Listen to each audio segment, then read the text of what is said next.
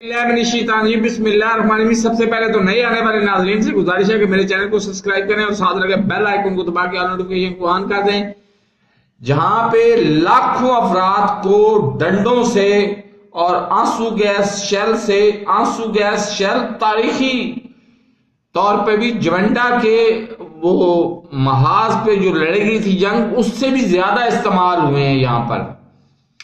और खवातीन को बेपनाह तशद्दुद का निशाना बनाने के बाद 12 करोड़ में से एक शहजादा आलम उर्फ कुकड़ी शहजादा है, वो अपने आप को कह रहा है कि मैं वजीर आला हूं। उसकी 12 करोड़ अवाम नहीं मान रही, लेकिन वो कह रहा है मैं वजीर आला हूं।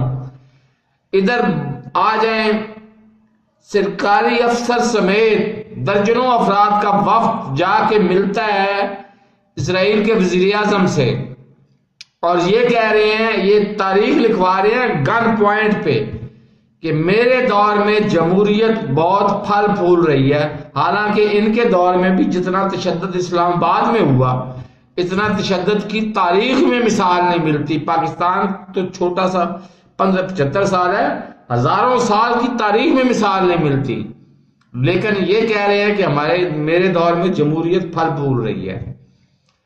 इन हालात में क्या हम कह सकते हैं कि पाकिस्तान वाकई आजाद पाकिस्तान है या मकबूजा पाकिस्तान है?